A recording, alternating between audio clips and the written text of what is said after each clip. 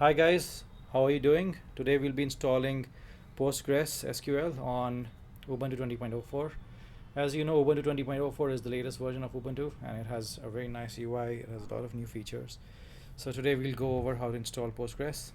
And as you know, with everything, before installing everything, you have to sudo apt update. So I'm just going to get that out of the way.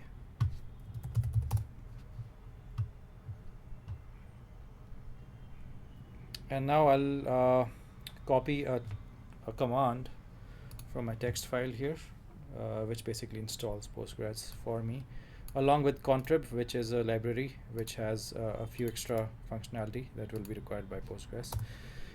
So I will be sharing all these commands with you in the description box below, so that you don't have to waste your time looking for these commands or looking at the screen in the video and typing them yourself. And that will basically save you from typos, save you from making mistakes.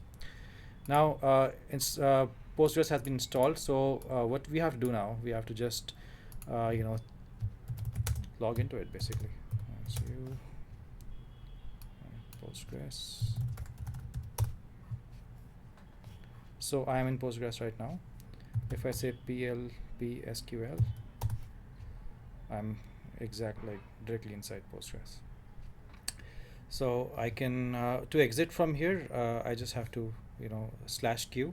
I'll exit from here, and then I'll go back to my Postgres username, and then from there, if I want to exit, I'll just type in exit. Okay, so I'll be able to log out, and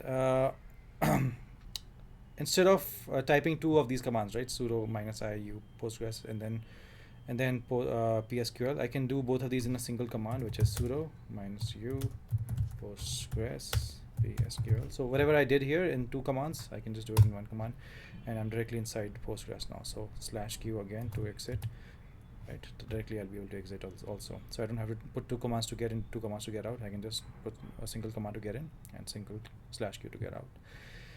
Now, if I need to create a new user, this is what I'll do. I'll log in again, -u Postgres. Then I'll create user --interactive. So it's asking me the name of the new role to add. I'll say Akhil. Yes, he'll be the super user. Yeah, so it's going to fail because Akhil already exists. So, but if you do it, if you add your name or the user that you want to add, it'll give you a success message. And then if you didn't want to have these two different commands, right? So sudo -u Postgres and then create user, you can just do that in a single command. So I'll exit, I'll go back to the main terminal, and then if I say sudo -u Postgres create user --interactive. So it's going to ask me again the name of the user to add. I'll again say failed because Akhil already exists. So like I said, for all of these things, there are two ways of doing it. One is you go inside the Postgres user and then you do psql, or you just directly use this command to directly go inside Postgres. Or if you want to create a new user, you can go inside Postgres and then create a user, or you can, in just one command, you can create the user directly. So there are two ways of doing it. And now let's see how to create a new database, right? So I'll say -u. Again, there'll be two ways of doing this. I'll show you the first way. Create db Akhil. It will say that it already exists, probably. Yeah, because my database already exists. Now, if you want to do the same thing, you can do the same thing again in just one line. Sudo -u Postgres create db Akhil.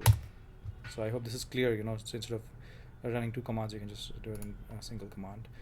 And so I will do this now.